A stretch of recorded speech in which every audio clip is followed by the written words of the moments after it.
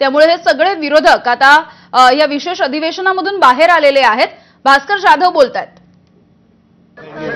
ऐसा है कि हमने शपथ का विरोध नहीं किया, हमने सरकार में जो पार्टी बहुमत मिला है, जो करीब करीब 90% उनको सक्सेस मिला है, आज तक इस देश में कभी ऐसा हुआ था नहीं।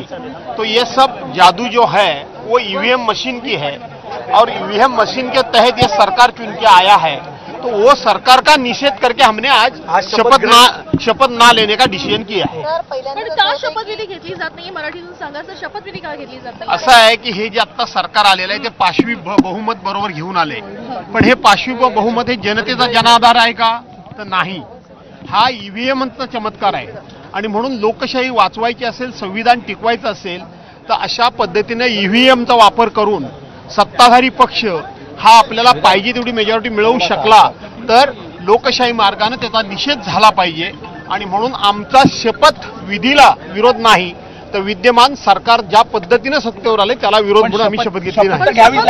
घेणार ना, आज आम्ही घेतलेली नाहीये, याचा अर्थ कायमची घेणार नाही असं नाही। दिवस निषेध करणार आहात? 100% निषेध, 100% निषेध आहे। पहिल्यांदा विधिमंडळामध्ये पक्ष नेता नसणार आहे, कसं पाहता? का नसणार आहे? विरोधी पक्ष नेता असायलाच पाहिजे।